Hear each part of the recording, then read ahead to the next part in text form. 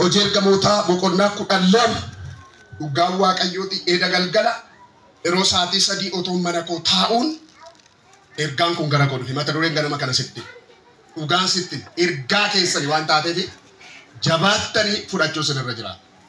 Guyyaa itti Heroodis Phexrosin akka qoramuuf dhiyeessuudhaaf jedhe sanatti Phexros fuuncaa lamaan hidhamee loltuu lama gidduu hirrafatu. Eegduun immoo balbala manicha hidhaa dura dhaabbatanii hin eegu turan. Kunoo ergamaan gooftichaa Phexros bukkee dhaabbatee golli manicha hidhaa inni keessa ture. Ifa Waaqa irraatii guutu. Ergamaan sun cinaacha Phexros rukutee dammaqsee dafii ta'e ittiin jedhe. Achumaan fuuncaan inni ittiin hidhame harka isaatii bu'e. Ergamichi immoo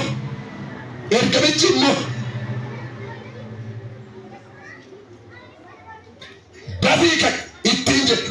Achumaan fuuncaan inni ittiin hidhame harka isaatii bu'e. Ergamichi immoo hidhadhu kophee keessa kaawwadhu jedheen.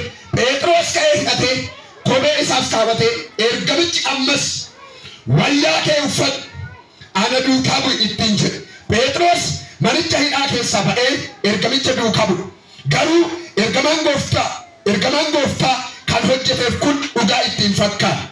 Innoo mul'ata waan argise ergamicha wajjin eegduu warra duraa warra lammaffaa biras darbanii balbalicha sibiilaa isa mandaratti baasu bira ga'a. Balbalichi utuu namni itti hin bu'in isaaf banan. Isaaniif banan. Isaanis gadi hin ba'an. Karaa tokko irra takka erga adeemanii ergamichi achumaan Phexros biraa sokke. Phexros yommus of baree gooftichi ergamaa isaa ergee harka Heroodesii fi harka Yihuudotaa warra hamaa ana irratti yaadan hundumaa akka na oolchi amma dhuguma bareera jedhee. Agawuu namni barbaadu. Nama agawuu barbaadu. Harka isaa gara kanatti kaasa. Harka kee gara kanatti kaasa. Waaqayyo ergaa natti meera sittani maa fudhadhuuti gal. Siif galaa bara baraati. Harka kee kaasa. Eenyu kana mata. Akkasiin jedhu waaqayyo ganama kana. Eenyu jettu. Akkasiin jedhu. Gidduu sii galeetan gidduudhaa si baasaa. Okay. Kana mata ammas harka kee kaasa. Kanumaan ammayyaa abbaa keenyaan yoo galle gaa. Harka kee kaasa. Akkasiin jedhu waaqayyo ganama kana. Eenjattu waan itti rakkatte sana gidduu sii gala gidduudhaan fuudhee si baasaa. Iyyaa sagalee guddaan siyaasatti gidduudhaa galee gidduudha baaseera.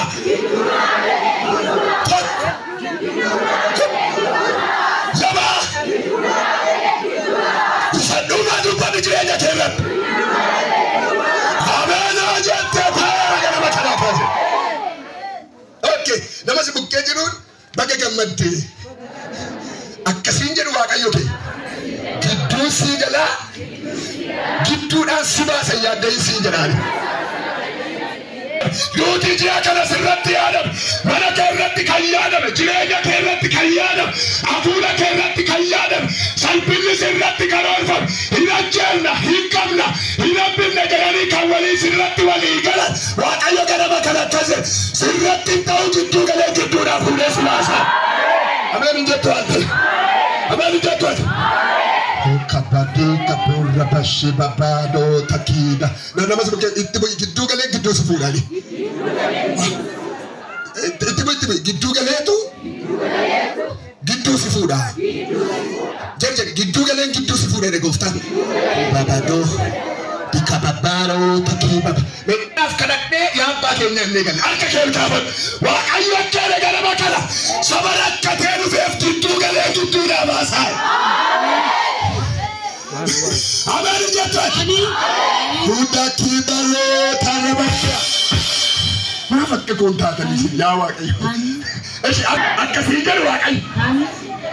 Gidduu sii galeetan gidduudhaa si baasa siin jedhaan. Ittibaattuma gidduu sii galeetan gidduudhaa si baasa waaqayyoodha. Sinii kadhadhee illee. Natti siqxanii waa natti battanii beektu. Dhugaa waaqayyooti. Dubartii kana ani torbee sadaffaan irratti har'a dhugatti. Maal na dhibee maaltu na dhagachiise? Na dhaggeeffadhu. Seexanni dubartii kana ukkaamsee ajjeesuudhaaf yaalii baay'ee irratti godhinaa jedhe Waaqa. Yeroo baay'ee bakkeetti goodaatti ukkaamsee ajjeesuudhaaf kuffisee ajjeesuudhaaf lafa ittiin mara isa kana qofaa seetus lafa ittiin mara dubartii kana otoo deemtu guyyaan itti dukkanaanaa jedhe Waaqa. Kun afuura sanyii irraa karaa akka dubartii kanaatiin ergamu danaa jedhe. Maal gootaree jennaa Waaqayyo har'a nan dhangalaasa afuuricha naa jedhe. Nam dhangalaasa naa jedhamee jedhe. Namni tokko iyyee hin dhangalaa jedhu ni goolicha. Kamani hin dhangalaa jedhu ni bala. Koo babaadiyaa. Kootu mee kootu. Bishaanicha midhaan goota.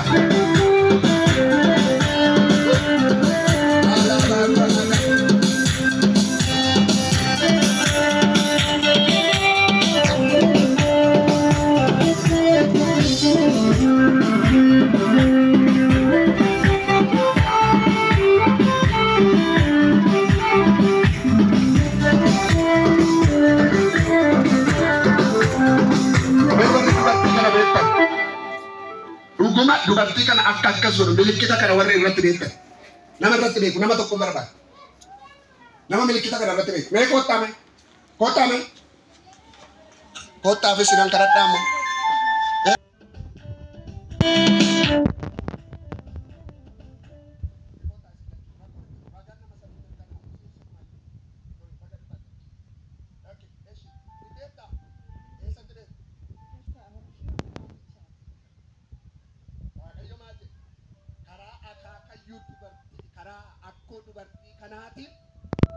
waan du'a itti ergame arra na dhangalaasan nama baay'ee ajjeeseera afuurri kun nama baay'ee hidhee teessiseera namni milkaa iddoo guddaa ga'e jiru ammayyuu nama afuura kanaaf gabbaraa bulaa jirutu jira dubartii kun immoo sababa rakkoo ishiitiif baateetti sababa rakkinni kun itti dhufee waaqanaa wayya jettee hidhi duwwatti deebisuu barbaadu qabu barbaadu hinduuti yaaduutu silayyuu nu harkaa baate hinduuti hin jiraattu ittiin jechaa jiru Waaqayyo immoo dubartii kun hinduutu hin jiraatti irraa hafti afuuricha na dhangalaasa nan ajjeesa milkaa'insa laadhaaf lagaadhaan ulfinaan daabisa laadhaaf namicha faana irraa irratti nafaadhaaf. Ati shibata kaalicha. Ati shee kaalluun. Oy. Ilmaa'e. Nagaan si bata. Na duukaa ta'e. Isatu akkas godhe. Beena ilaali. Akkoon kee jirti. Ati komo jiru. Ati kee jiru. Jiru. Akkoon kee garuu hin jirtu. Hin jirtu. Hin beekta ture akkoo kee.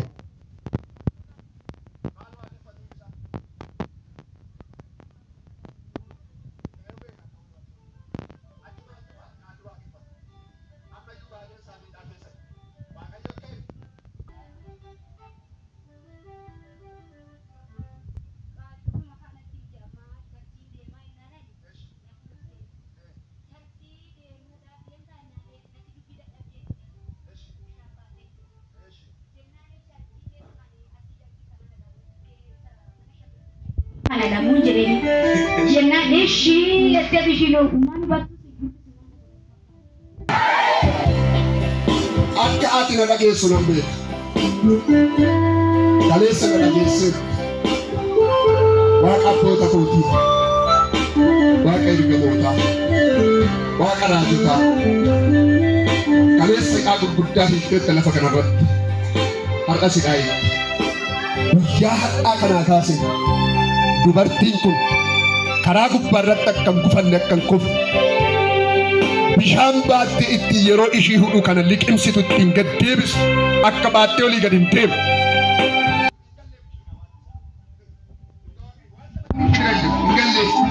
Anaa Waaqayyo na dubbise isin amanaa ana duukaa hin kadhannaaf Waaqayyo keessaa na dhangalaasaa.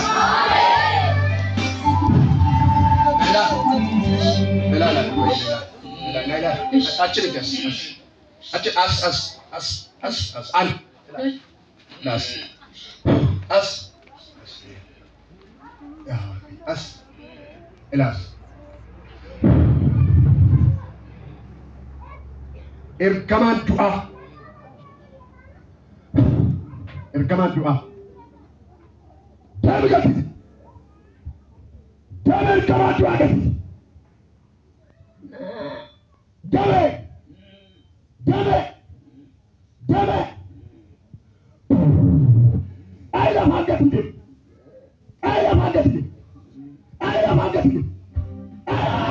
Lafangati. Lafangati.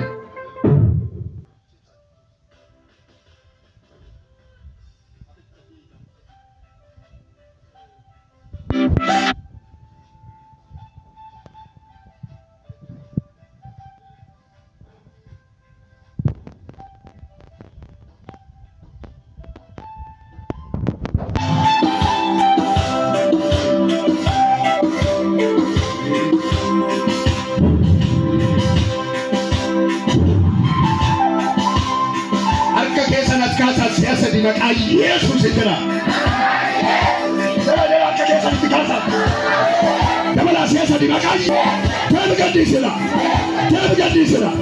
Jangan ganti sila.